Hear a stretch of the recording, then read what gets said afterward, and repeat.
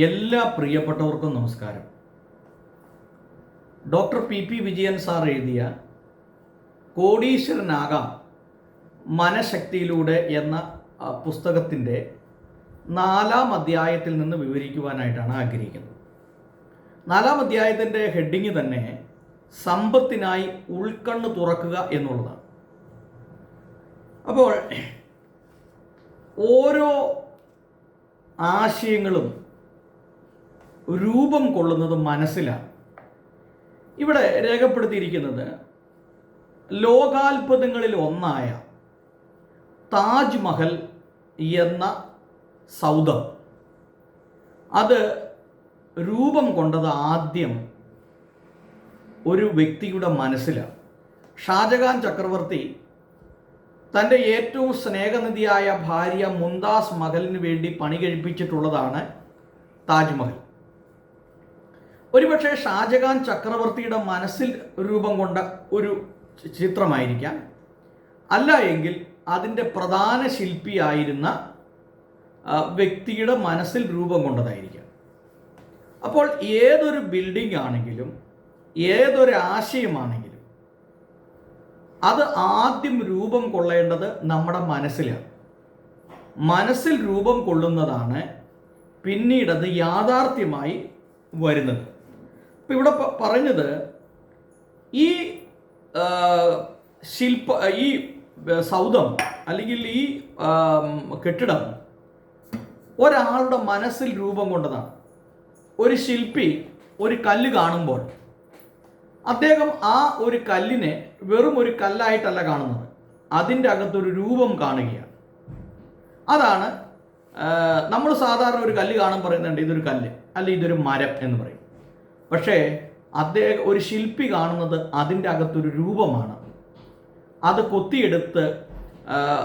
കൊത്തിയെടുത്താൽ ഉണ്ടാകുന്ന ഒരു രൂപത്തെയാണ് കാണുന്നത്. കേരളക്കാരനായ ഒരു വ്യക്തിയുടെ ഒരു കഥ ഇവിടെ രേഖപ്പെടുത്തിയിട്ടുണ്ട്. അദ്ദേഹത്തിൻ്റെ പേര് PR ജൂഡ്സൺ എന്നാണ്. ജൂഡ്സൺ. ഈ PR ജൂഡ്സനെ കുറിച്ച് പറയുമ്പോൾ അദ്ദേഹം ഒരു എൻജിനീയർ അല്ല, ആർക്കിടെക്റ്റ് അല്ല, മറ്റ് യാതൊരു രീതിയിലുള്ള പരിശീലനങ്ങളും ലഭിച്ചിട്ടുള്ള വ്യക്തിയല്ല. എന്തിനേറെ അദ്ദേഹത്തിന് നല്ലൊരു വിദ്യാഭ്യാസം പോലും ലഭിച്ചൊരു വ്യക്തിയല്ല. എന്നാൽ ദുബായിലെ സബീൻ രാജകുടുംബത്തിൻ്റെ കൊട്ടാരം മുതൽ ചിറ്റിലപ്പള്ളി കൊച്ചൗസേപ്പിൻ്റെ വീഗാലാൻഡ് വരെ രൂപകൽപ്പന ചെയ്തത് ഈ ജൂഡ്സനാണ്. ഒരു വിദ്യാഭ്യാസവുമില്ല. അപ്പം ഒരു വിദ്യാഭ്യാസവുമില്ലാത്ത ഒരു വ്യക്തിക്ക് ഇത്രയും പ്രശസ്തനാകാൻ എങ്ങനെ സാധിച്ചു? ഉണ്ടോ? ദുബായിലെ ഒരു കൊട്ടാരം പണിത് അതിൻ്റെ രൂപകൽപ്പന ചെയ്ത അദ്ദേഹമാണ്. കൊച്ചൗസേപ്പ് ചിറ്റിലപ്പള്ളിയുടെ വീഗാലാൻഡ് രൂപകൽപ്പന ചെയ്തത് ഈ PR ജൂഡ്സനാണ്. അപ്പോൾ വിദ്യാഭ്യാസം ഒരിക്കലും ജീവിത വിജയത്തിൻ്റെ ഒരു മാനദണ്ഡമല്ല. അത് നമ്മൾ തിരിച്ചറിയണം. നമ്മൾ മനസ്സിൽ രൂപം കൊള്ളുന്ന ആ ചിത്രങ്ങളാണ് പിന്നെ ജീവിതത്തിൽ ഒരു യാഥാർത്ഥ്യത്തിലേക്ക് വരുന്നത്. ഉണ്ടോ? സൗദി അറേബ്യയിലും UAEയിലും ഖത്തറിലും ആസ്ട്രേലിയയുമായി മഹാനഗരങ്ങളിൽ തിലകക്കുറി ചാർത്ത് നിൽക്കുന്ന 100 കണക്കിന് മനോഹര സൗധങ്ങളുടെ ഒരു ശില്പിയാണ് PR ജൂഡ്സൺ എന്ന വ്യക്തി. കൊച്ചിയിൽ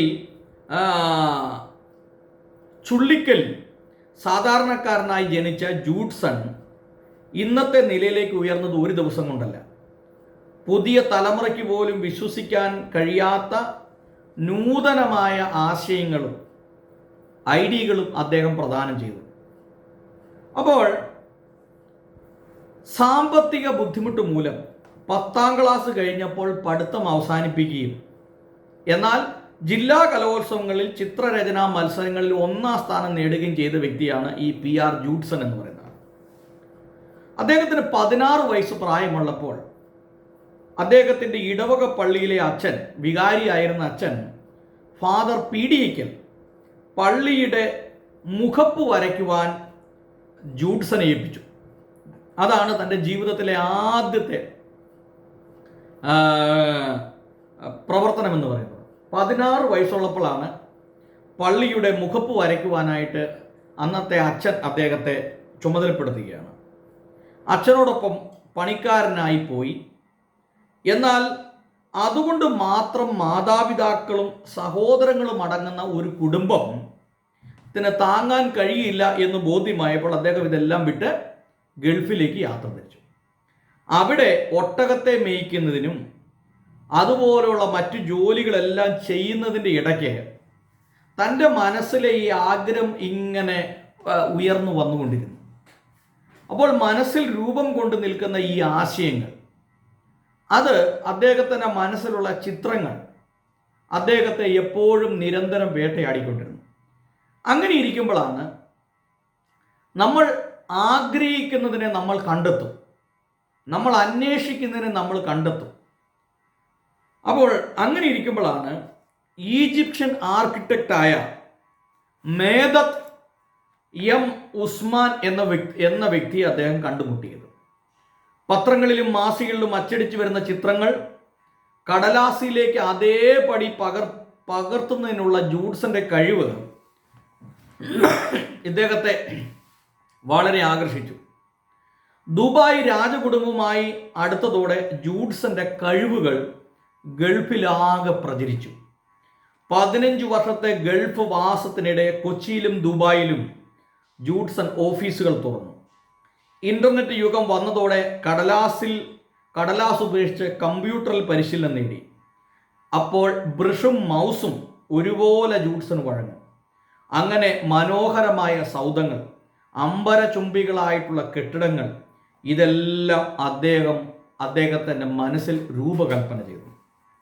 10ാം ക്ലാസ് വരെ പഠിച്ച ഒരു വ്യക്തി, എന്നാൽ മറ്റ് എഞ്ചിനീയറിങ്ങിനോ ആർക്കിടെക്റ്റിലോ ഒരു വിദ്യാഭ്യാസമോ ഡിഗ്രിയോ ഉള്ള ഒരു വ്യക്തിയായിരുന്നില്ല. എന്നാൽ അദ്ദേഹത്തിൻ്റെ മനസ്സിൽ രൂപം കൊണ്ട ആ ചിത്രം അത് യാഥാർത്ഥ്യമായി പരിണമിച്ചു. ഇന്ന് ലോകത്തിൽ തന്നെ ഏറ്റവും പ്രശസ്തനായ ഒരു ആർക്കിടെക്റ്റായി അദ്ദേഹം മാറി. 10ാം ക്ലാസ് വിദ്യാഭ്യാസം പോലുമില്ല. എന്താണ്? മനസ്സിൽ രൂപം കൊണ്ട ആശയം. അപ്പോൾ നല്ല ആശയങ്ങളെ നമ്മുടെ മനസ്സിൽ പകരുന്നത് ദൈവം തരുന്നതാണ്. അതിന് നമ്മൾ ചിറകും അത് വെച്ച് അതിനെ വളർത്തിയെടുക്കുക എന്നുള്ളത് നമ്മുടെ ഉത്തരവാദിത്തത്തിൽപ്പെട്ട കാര്യമാണ്. മനസ്സിലെ രൂപരേഖകൾ, സ്വപ്നങ്ങൾ എപ്പോഴും നമുക്ക് ആവശ്യമാണ്. ആ സ്വപ്നങ്ങൾക്ക് നമുക്ക് ഭംഗിയേറണം. അതിന് നമ്മുടെ മനസ്സ് എപ്പോഴും അതിന് തയ്യാറാകണം. ഒരാൾ ആഗ്രഹിക്കുകയാണ്, എനിക്ക് നല്ലൊരു കട്ടിൽ വേണം, കിടപ്പ് മുറിയിൽ നല്ലൊരു കട്ടിൽ വേണം എന്നൊരാൾ ആഗ്രഹിക്കുകയാണ്. അപ്പോൾ അദ്ദേഹത്തിൻ്റെ മനസ്സിൽ ഒരു കട്ടിൽ ഉണ്ടാക്കുന്നതിൻ്റെ രൂപം അദ്ദേഹത്തിൻ്റെ മനസ്സിൽ അദ്ദേഹം കാണുകയാണ്. അദ്ദേഹം ഒരു ആശാരിനെ വിളിച്ചിട്ട് പറയും, എനിക്കൊരു കട്ടിൽ വേണം, ആ കട്ടിൽ ഇപ്രകാരമായിരിക്കണം, അതിൻ്റെ കൊത്തുപണികൾ ഇപ്രകാരം ഉണ്ടാക്കണം. അതാണ് അദ്ദേഹത്തിൻ്റെ ആഗ്രഹം. അപ്പോൾ ആദ്യം ഒരു രൂപം നമ്മുടെ മനസ്സിലേക്ക് വരുന്നത്, നമ്മുടെയൊക്കെ ചുറ്റുവട്ടം നോക്കിയാൽ ഒരു വിദ്യാഭ്യാസവും ഇല്ലാത്ത ആളുകൾ അവർ പെട്ടെന്ന് വീട് പണിയുന്നു, അതുപോലെയുള്ള മറ്റു പല കാര്യങ്ങൾ ചെയ്യുന്നു. എന്തുകൊണ്ടാണെന്ന് വെച്ചാൽ അവരുടെ മനസ്സിൽ രൂപം കൊണ്ട ആ ആശയമാണ്.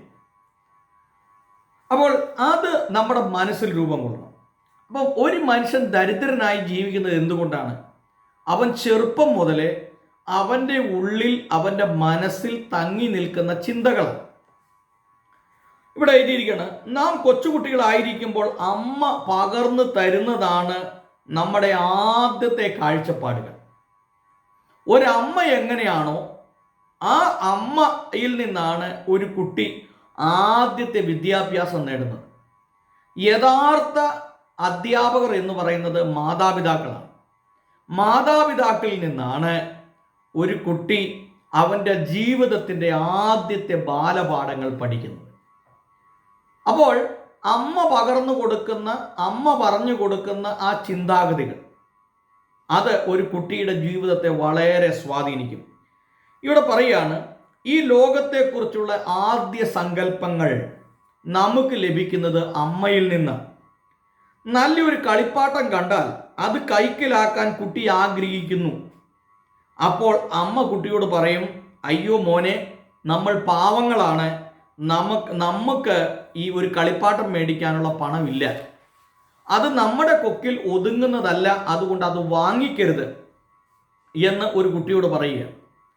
അങ്ങനെ പലതവണ ഈ കുട്ടിയെ തൻ്റെ ആഗ്രഹങ്ങൾക്ക് അമ്മ ഒരു വിലങ്ങുതടിയായി മാറും.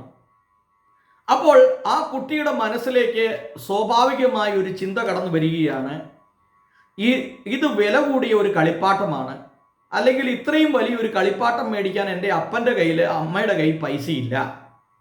അപ്പം അതുകൊണ്ട് അവൻ്റെ മനസ്സിലുള്ള ആ ആഗ്രഹത്തെ അവൻ എന്ത് ചെയ്യുകയാണ്, വേണ്ട എന്ന് വെക്കുകയാണ്.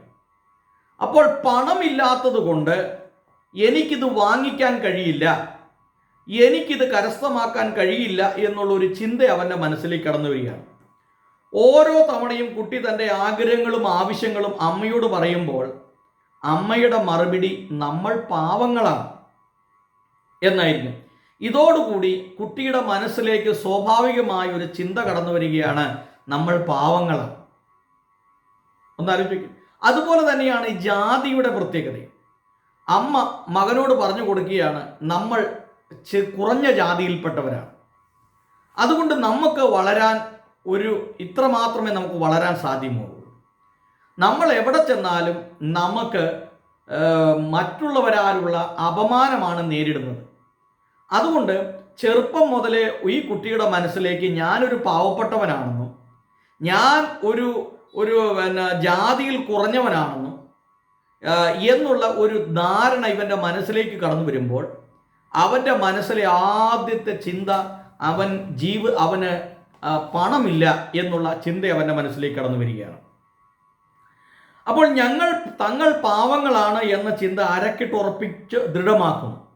അങ്ങനെ ആ ഇളം മനസ്സിൽ ദാരിദ്ര്യത്തിൻ്റെ ഒരു രൂപരേഖ പടരുകയാണ്. ആത്യന്തികമായി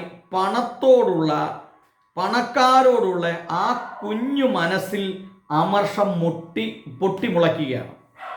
ഏറെ താമസിയാതെ അവൻ വളർന്നു വരുമ്പോൾ അവന് പണക്കാരോടുള്ള ഒരു വിരക്തി, ഒരു താല്പര്യമില്ലായ്മ അവൻ്റെ മനസ്സിലേക്ക് കടന്നു വരികയാണ്.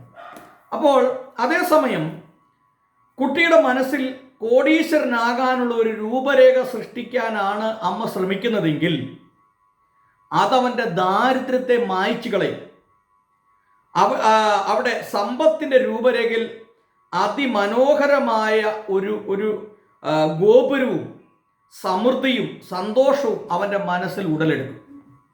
അതാണ് പറഞ്ഞത്.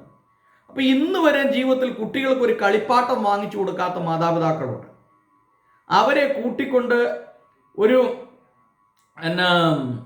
ഒരു മേളയ്ക്കോ ഒരു ഫെസ്റ്റിവലിനോ പോകാത്ത ആളുകളുണ്ട്. എന്താണ്? അവൻ്റെ മനസ്സിലേക്ക് നമ്മൾ വിരക്തി ഇട്ടുകൊടുക്കുകയാണ്. നമുക്കിതൊന്നും പാടില്ല, അപ്പോൾ ഇത് ഒന്നും നമുക്ക് ചെയ്യാൻ പാടില്ല, ഇങ്ങനെയുള്ള ചിന്ത അവൻ്റെ മനസ്സിലേക്ക് ഇട്ടുകൊടുക്കുന്നതോടൊപ്പം തന്നെ അവൻ പല കാര്യങ്ങളും ചെയ്യരുത്, പല കാര്യങ്ങളും അംഗീകരിക്കരുത് എന്നുള്ള ചിന്ത അവൻ്റെ മനസ്സിലേക്ക് കടന്നു വരികയാണ്. അപ്പോൾ കൊച്ചു കുട്ടികളായിരിക്കുമ്പോൾ തന്നെ അമ്മ പകർന്നു കൊടുക്കുന്നതാണ് അവർ പിന്നീട് കാണുന്ന ലോകം. അപ്പനെക്കുറിച്ച് പറഞ്ഞു കൊടുക്കുന്നു, വല്യപ്പനെക്കുറിച്ച് പറഞ്ഞു കൊടുക്കുന്നു, വല്യമ്മയെക്കുറിച്ച് പറഞ്ഞു കൊടുക്കുന്നു, സഹോദരങ്ങളെക്കുറിച്ച് പറഞ്ഞു കൊടുക്കുന്നു, സ്നേഹത്തെക്കുറിച്ച്, കരുണയെക്കുറിച്ച്, ആർദ്രതയെക്കുറിച്ച് ഇതൊക്കെ അമ്മ പറഞ്ഞു കൊടുത്താണ് ഒരു കുട്ടി മനസ്സിലാക്കുന്നത്. അപ്പോൾ നല്ലൊരു അമ്മയെ ലഭിക്കുക എന്ന് പറയുന്നത് ജീവിതത്തിലെ ഏറ്റവും വലിയൊരു ഭാഗ്യമാണ്. അല്ലാതെ എപ്പോഴും പിറുപിറുക്കുകയും കുറ്റം പറയുകയും ഭർത്താവിൻ്റെ, അതായത് ഈ കുട്ടിയുടെ അപ്പൻ്റെ കുറ്റം പറയുകയും പുറവശം പറയുകയും കളിയാക്കുകയും പരിഹസിക്കുകയും ഒക്കെ ചെയ്യുമ്പോൾ ആ കുട്ടിയുടെ മനസ്സിലേക്ക് ഇട്ടുകൊടുക്കുന്നത് ഒരു വലിയ വേദനയാണ്. അതാണ്. അപ്പോൾ ഒരു അമ്മയാണ് ഒരു കുട്ടിയെ വളർത്തുന്നത്. അമ്മയുടെ സ്വപ്നങ്ങളാണ് ഒരു കുട്ടിയുടെ ജീവിതത്തിലേക്ക് കടന്നു വരുന്നത്. അതുകൊണ്ട് തന്നെ അമ്മ ഏറ്റവും പ്രധാനപ്പെട്ട ഒരു ഘടകമാണ് ജീവിതത്തിൽ കേട്ടോ. നമ്മുടെ മനസ്സ് ഒരു പൂന്തോട്ടമാണ് എന്ന് സങ്കല്പിക്കുക. നന്നായി ഉഴുതുമറിച്ച മണ്ണ്, അവിടെ നമുക്ക് ഏത് വിത്ത് വേണമെങ്കിലും വിതയ്ക്കാം. നല്ല സൗരഭ്യം തരുന്ന പൂക്കളെയും രുചികരമായ കായ്കനികളും നമുക്കവിടെ വിത്തുകളാക്കാം. മുള്ളുകൾ കൊണ്ട് നിറഞ്ഞതും ഫലശൂന്യമായ ചെടികളുടെ വിത്തുമാകാം. അതായത് സന്തോഷവും സൗഭാഗ്യവും നിറഞ്ഞ ധനികനായി ജീവിക്കുവാൻ സഹായിക്കുന്ന വിത്തും നൈരാശ്യത്തോടെ ജീവിക്കാൻ സഹായിക്കുന്നതുമായ വിത്തും നമ്മുടെ മനസ്സിൽ നമുക്ക് വിതയ്ക്കാം. അപ്പം നമ്മുടെ മനസ്സ് ഉഴുതു മറിച്ചിട്ട ഒരു പൂന്തോട്ടം പോലെയാണ്. എന്ത് വേണേലും നമുക്ക് വയ്ക്കാം. അസൂയയും കുശുമ്പും കുന്നായ്മയും ദേഷ്യവും ക്രോധവും പകയും അശ്ലീല ചിന്തകൾ കൊണ്ട് നമുക്ക് നിറയ്ക്കാം. എന്നാൽ അതിൽ നിന്ന് വ്യത്യസ്തമായി നല്ല ചിന്തകൾ, സ്നേഹം, കരുണ, ആർദ്രത, ഇതെല്ലാം കൊണ്ട് നമ്മുടെ മനസ്സിനെ നമുക്ക് നിറയ്ക്കാൻ സാധിക്കും. അപ്പോൾ എന്താണ് നമ്മുടെ മനസ്സ്? നമ്മുടെ മനസ്സിൽ തിങ്ങി വിങ്ങി നിൽക്കുന്നത് എന്താണ് എന്ന് നമുക്ക് തിരിച്ചറിയാൻ, മറ്റുള്ളവരുടെ പകയും മറ്റുള്ളവരുടെ വിദ്വേഷവും, ഇതെന്താണ് നമ്മുടെ ഉള്ളിൽ തിങ്ങി വിങ്ങി നിൽക്കുന്നത്? മനസ്സിൽ സന്തോഷവും സൗഭാഗ്യവും തരുന്ന ധനികനായി വളരാനുള്ള ഒരു വിത്ത് അവൻ്റെ മനസ്സിലേക്ക് ഇടുക. എന്നും ദാരിദ്ര്യത്തിൽ ജീവിക്കുക, നല്ല വസ്ത്രം ധരിക്കാതിരിക്കുക, ആഭരണത്തോട് വിരക്തി കാണിക്കുക, നല്ല വാഹനത്തോടും നല്ല ഭവനത്തോടുമുള്ള വിരക്തി ജീവിതത്തിൽ ഉണ്ടാകുക, ഇതൊക്കെ നമ്മുടെ ജീവിതത്തെ വല്ലാതെ ബാധിക്കും. ഇനി നമ്മുടെ മനസ്സിൽ രൂപരേഖയ്ക്ക് അടിത്തറയിടുന്നത് 8 വയസ്സിന് മുമ്പുള്ള കാലഘട്ടങ്ങളിലാണ്. ഒരു കുട്ടി ജനിച്ച് അവൻ 8 വയസ്സാകുന്നതിന് മുമ്പ് തന്നെ അവൻ്റെ മനസ്സിലേക്ക് അവൻ ഒരു പണക്കാരനാകണം, സമ്പത്തുണ്ടാക്കണം, ആ സമ്പത്ത് സാമൂഹിക നന്മകൾക്ക് വേണ്ടി വിനിയോഗിക്കണം, അർഹതപ്പെട്ടവരെ കണ്ടാൽ സഹായിക്കണം എന്നുള്ള ചിന്ത അവൻ്റെ മനസ്സിൽ എപ്പോഴും ഭരിക്കണം. അപ്പോൾ ചെറുപ്പം മുതൽ തന്നെ അവൻ്റെ മനസ്സിലേക്ക് ഇങ്ങനെയുള്ള ചിന്തകൾ ഇട്ടുകൊടുത്ത്, നല്ല ചിന്തകൾ ഇട്ടുകൊടുത്തെങ്കിൽ മാത്രമേ അവന് വളരാനായിട്ട് സാധ്യമാകുള്ളൂ. ഏറെ കഷ്ടപ്പെട്ട് ജീവിക്കുന്ന ഒരമ്മയും 4 വയസ്സുള്ള മകൻ്റെയും ജീവിതം നമുക്കൊന്ന് പരിശോധിക്കാം.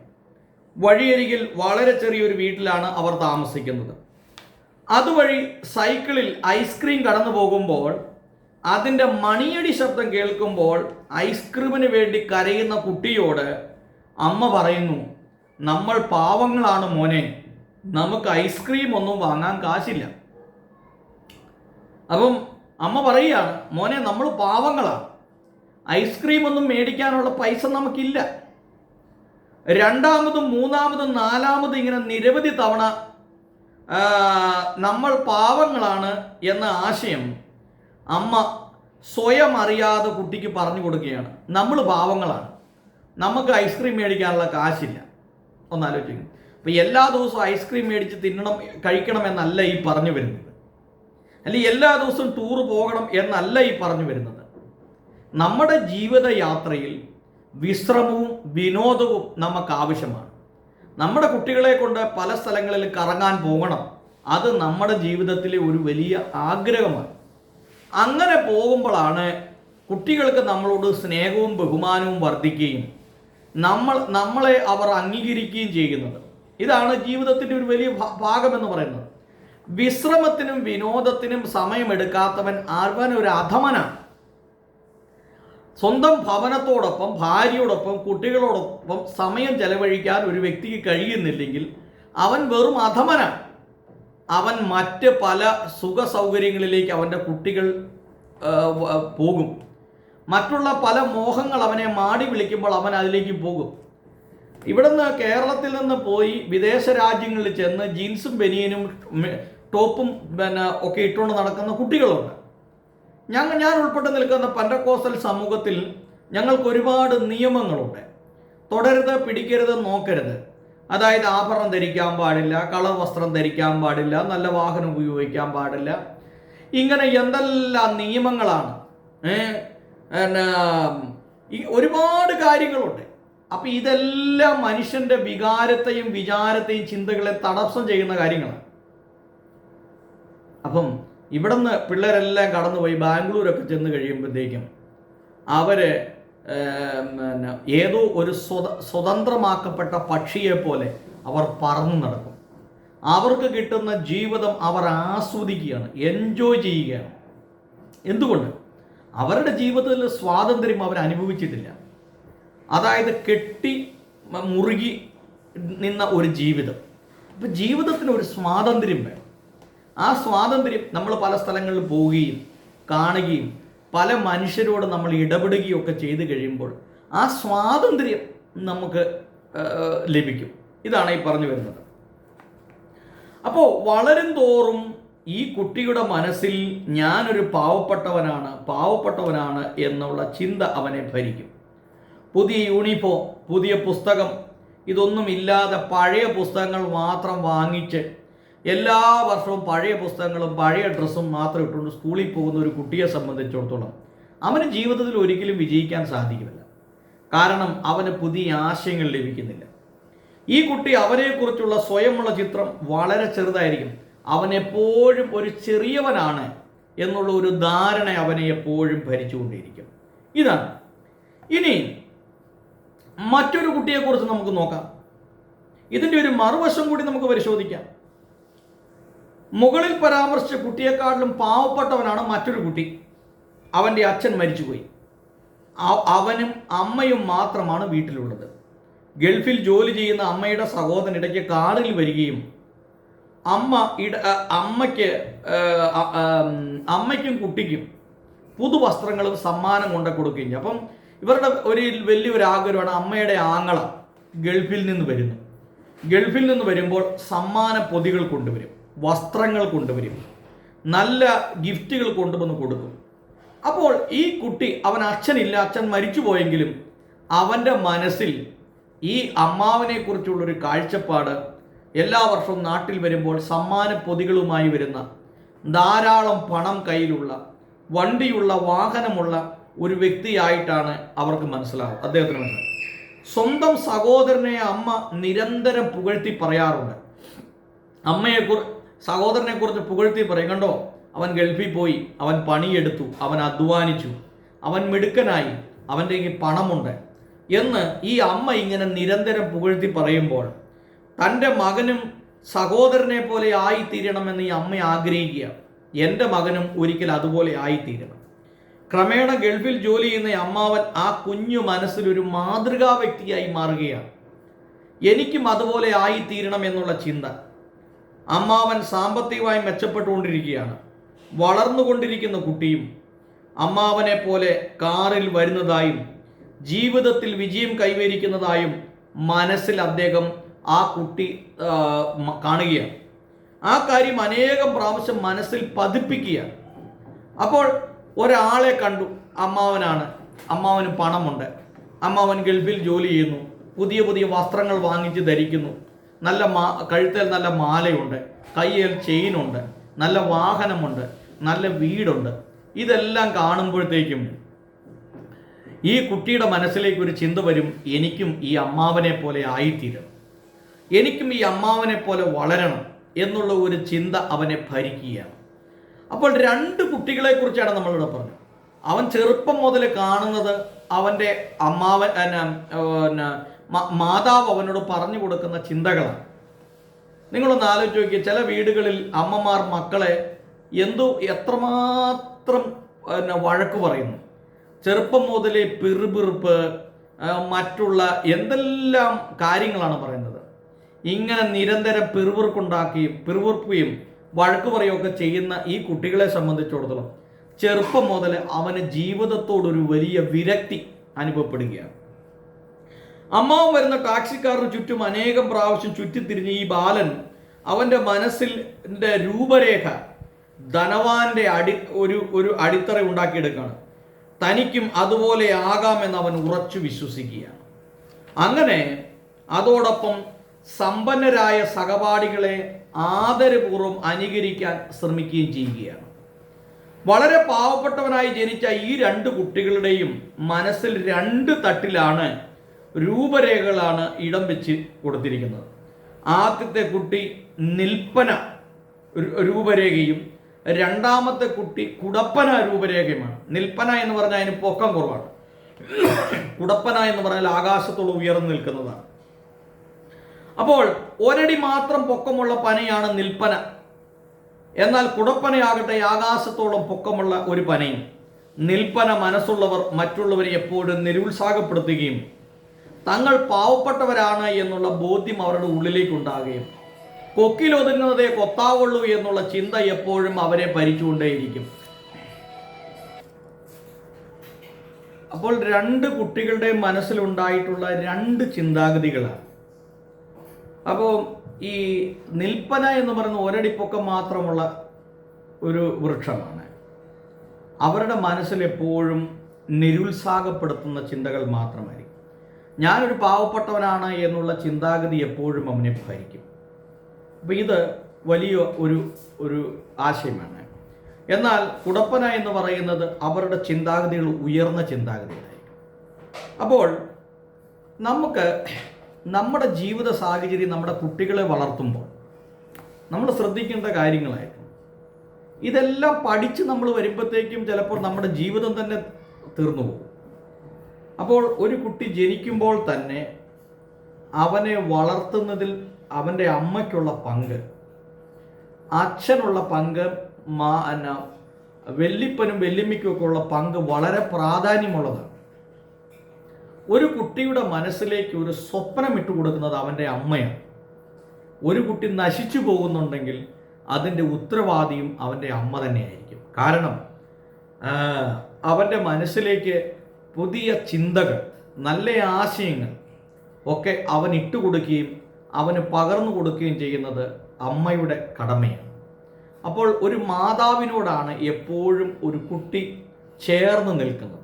മാതാവിൻ്റെ ഉപദേശങ്ങൾ എപ്പോഴും അവൻ്റെ ജീവിതത്തെ വല്ലാതെ സ്വാധീനിക്കും. ഒരുപക്ഷെ അപ്പൻ എന്ന് പറയുന്നത് ഒരു പരിക്കൻ സ്വഭാവക്കാരനായിരിക്കും. ഇപ്പോൾ ഒരു ഉദാഹരണം പറഞ്ഞാൽ പല ആവശ്യങ്ങളും ചിലപ്പോൾ മക്കളുടെ കാര്യങ്ങൾ അപ്പൻ ചിലപ്പോൾ സാധിച്ചു കൊടുക്കണമെന്നില്ല. എന്നാൽ അവരുടെ ആഗ്രഹം അമ്മയുടെ അടുത്തേക്കാണ് വന്ന് പറയുന്നത്. അപ്പോൾ നല്ലൊരു ഭക്ഷണം ഉണ്ടാക്കി കൊടുക്കുക, ഇതൊക്കെ ഒരു അമ്മയുടെ കർത്തവ്യമാണ്. അപ്പോൾ ഈ കുട്ടികളെ ചെറുപ്പം മുതലേ വളർത്തുന്ന ഒരു മാതാവാണ് ഒരു കുട്ടിക്ക് ഒരു സ്വപ്നം ഇട്ടുകൊടുക്കുന്നത്. അപ്പോൾ ഒരമ്മ എന്ന് പറയുന്നത് ജീവിതത്തിൽ എത്രമാത്രം പ്രാധാന്യമുണ്ട് എന്ന് നമ്മൾ ചിന്തിക്കണം. സ്വപ്നങ്ങൾ നെയ്യാൻ അവനെ പഠിപ്പിക്കുന്നത്, മറ്റുള്ളവരെ സ്നേഹിക്കാനും കരുതുവാനും മറ്റുള്ളവരെ ബഹുമാനിക്കുവാനും പഠിപ്പിക്കുന്നു. അപ്പനെ ബഹുമാനിക്കുന്നതും എന്നെ പഠിപ്പിക്കുന്നതും ഒരമ്മയുടെ കടമയാണ്. അപ്പോൾ ഒരമ്മ, ഒരു വ്യക്തി ജീവിതത്തിൽ വിജയിച്ചിട്ടുണ്ടെങ്കിൽ അതിൻ്റെ പിന്നിൽ ഒരു സ്ത്രീയുടെ കരം എപ്പോഴും ഉണ്ട്. അത് ഭാര്യയല്ല, അത് അമ്മയാണ്. അമ്മയാണ് ഒരു വ്യക്തിയുടെ ജീവിതത്തിൻ്റെ വിജയത്തിൻ്റെ ആധാരം എന്ന് പറയും. അപ്പോൾ അമ്മ വഴിപിഴച്ച് നടന്നാൽ കുട്ടി എത്രമാത്രം വേദനിക്കും. അമ്മ പരസ്ത്രീ പരപുരുഷ ബന്ധത്തിലേക്ക് ഏർപ്പെട്ടാൽ ഒരു കുട്ടിയുടെ ജീവിതം എത്രമാത്രം തകർന്നു പോകും.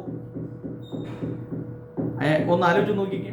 അപ്പോൾ അമ്മ മറ്റുള്ളവരോട് ഇടപെടുന്നത്, സംസാരിക്കുന്നത്, അവരെ അതൊക്കെ ജീവിതത്തിൽ ഒരു വലിയ പ്രാധാന്യമാണ്. അതുകൊണ്ട് ജീവിതത്തിൽ സ്വപ്നങ്ങൾ കാണണമെങ്കിൽ, ഒരു കുട്ടിയുടെ ജീവിതത്തിൽ അവൻ വളരണമെങ്കിൽ അവൻ്റെ അമ്മയ്ക്ക് അമിതമായൊരു പ്രാധാന്യമുണ്ട്. അതുകൊണ്ട് സമ്പത്തിനായി നമ്മുടെ ഉൾക്കണ്ണ് തുറക്കുക എന്ന് പറയുമ്പോൾ, നമ്മുടെ ചുറ്റുവട്ടത്തൊക്കെയും നോക്കുമ്പോൾ നമ്മുടെ മനസ്സിൽ രൂപം കൊണ്ട ഒരു ശില്പം അല്ലെങ്കിൽ ഒരു കെട്ടിടം അത് യാഥാർത്ഥ്യമായി പരിണമിക്കണമെങ്കിൽ ആദ്യം തന്നെ അത് നമ്മുടെ മനസ്സിലുണ്ടായിരിക്കണം. നമ്മുടെ മനസ്സിലുണ്ടെങ്കിൽ മാത്രമേ അത് ഒരു വലിയ യാഥാർത്ഥ്യമായി അത് പുറത്തു വരികയുള്ളൂ. അതുകൊണ്ട് ഇന്നത്തെ ഈ ക്ലാസ്സിൽ നിന്ന് പഠിപ്പിക്കുകയും ചെയ്യുകയാണ് ഇതിൻ്റെ അർത്ഥം. അപ്പോൾ ഇന്നത്തെ ഈ ക്ലാസ്സിൽ നിന്ന് നമ്മൾ മനസ്സിലാക്കേണ്ട ഏറ്റവും വലിയൊരു ഘടകം എന്ന് പറയുന്നത്, നമ്മുടെ മനസ്സിൽ സ്വപ്നങ്ങൾ രൂപം കൊള്ളണം. അത് കുട്ടികളെക്കുറിച്ചാണെങ്കിലും നമ്മൾ സ്വപ്നം കാണണം. എൻ്റെ കുട്ടി പഠിച്ച് ഒരു ഉന്നത വിജയമുള്ളവനായി തീരണം, അവൻ സമൂഹത്തിൽ അറിയപ്പെടുന്നൊരു വ്യക്തിയായി തീരണം, അവൻ കള്ളിനും കഞ്ചാവിനും അടിമപ്പെട്ടവനായി തീരരുത് എന്നുള്ള ചിന്ത അവൻ്റെ ഉള്ളിലേക്ക് ഇട്ടു കൊടുക്കണം. അപ്പോൾ ഒരു വലിയ കഞ്ചാവ് വലിക്കാരനെ എനിക്കറിയാം. അവൻ്റെ അമ്മയുടെ മാതൃകയില്ലാത്ത ജീവിതമാണ് അവനെ ഈ കഞ്ചാവ് വലിക്കാരനാക്കിയത്. അപ്പനെ നിരന്തരമായി ഉപദ്രവിക്കുകയും അപ്പന് പരസ്ത്രീ ബന്ധമുണ്ട് എന്ന് അമ്മ മകനെ പറഞ്ഞു മനസ്സിലാക്കിപ്പിക്കുകയും അതൊക്കെ ആണ് ആ കുടുംബം തകരാനുള്ള പ്രധാനപ്പെട്ട കാരണം. അപ്പം അതുകൊണ്ട് നമ്മുടെ ജീവിതത്തിൽ മനസ്സിലാക്കേണ്ടത്, ഒരമ്മയ്ക്ക് ഒരു ഭവനത്തിൽ ഏറ്റവും പ്രധാനപ്പെട്ട സ്ഥാനമാണുള്ളത്. ഒരു കുടുംബം പുലർത്തുന്നത് എന്ന് പറയുന്ന അമ്മയാണ്. ഒരു കുടുംബം നടത്തുന്നത് അമ്മയാണ്. അപ്പോൾ അതുകൊണ്ട് അമ്മയാണ് ഒരു കുട്ടിക്ക് അവൻ്റെ ജീവിതത്തിൻ്റെ യാഥാർത്ഥ്യങ്ങളെ, അതിൻ്റെ മൂല്യത്തെ പറഞ്ഞു കൊടുക്കേണ്ടത്. അതുകൊണ്ട് അവൻ്റെ കഷ്ടതയിലും ആ കുട്ടിയുടെ വേദനയിലും ഒപ്പം നിൽക്കുകയും അവനെ പ്രോത്സാഹിപ്പിക്കുകയും അവനെ വളർത്താൻ പരിശ്രമിക്കുകയും ചെയ്യുന്നത് ഒരു അമ്മയുടെ കർത്തവ്യമാണ്. അതുകൊണ്ട് നമ്മുടെ മനസ്സിൽ നമ്മുടെ കുട്ടികളോട് നല്ല ആശയങ്ങളെ പറഞ്ഞു കൊടുക്കുവാനും നല്ല സ്വപ്നങ്ങളെ കാണാനും നല്ല ജീവിത രീതികൾ അവലംബിക്കുവാനും മദ്യപാനം, പുകവലി, കഞ്ചാവ്, ലഹരി മരുന്ന്, അതുപോലെ അധാർമികമായ കൂട്ടുകെട്ട്, ഇതിൽ നിന്നൊക്കെ മാറി നിൽക്കാൻ അവരെ ഉത്സാഹിപ്പിക്കുകയും ചെയ്യണം. ഇതാണ് ഒരു മനുഷ്യൻ്റെ ജീവിതത്തിലെ ഏറ്റവും വലിയ കർത്തവ്യമാണ്. നല്ല സ്കൂളുകളിൽ അവരെ പറഞ്ഞു വിടുക. കാരണം അവർക്ക് നല്ല കൂട്ടുകെട്ടുണ്ടാകണം. അതിനു വേണ്ടിയാണ്. എത്രയും ഫീസ് കൂടുതലുള്ള സ്കൂളിൽ പറഞ്ഞു വിടാൻ സാധിക്കുമോ അത്രയും വലിയ സ്കൂളിൽ അവനെ പറഞ്ഞു വിടുക. കാരണം അവിടെ ചെല്ലുമ്പോൾ അവന് നല്ല കൂട്ടുകെട്ട് ലഭിക്കും. ഇതാണ് ഞാൻ ഈ പറഞ്ഞു വരുന്നത്. അപ്പം നല്ല സുഹൃത്ത് ബന്ധം, നല്ല അധ്യാപകർ, അപ്പോൾ ഇങ്ങനെയുള്ള ആളുകളുമായുള്ള കൂട്ടുകെട്ടാണ് ഒരാളെ ജീവിതത്തിൽ ഏറ്റവും പ്രാധാന്യമുള്ളവനാക്കി തരുന്നത്. അപ്പം അതുകൊണ്ട് ഈ അധ്യായം അവസാനിക്കുമ്പോൾ സമ്പത്തിനായി നമ്മുടെ ഉൾക്കണ്ണ് തുറക്കുക എന്നുള്ള ഒരു ചിന്തയാണ്. ഇനി 5-ാമത്തെ അധ്യായത്തിലേക്ക് നമ്മൾ കടന്നു വരുമ്പോൾ ഉപബോധ മനസ്സിൻ്റെ ശക്തി എന്നുള്ളതിനെ കുറിച്ചാണ് ഇവിടെ രേഖപ്പെടുത്തുന്നത്.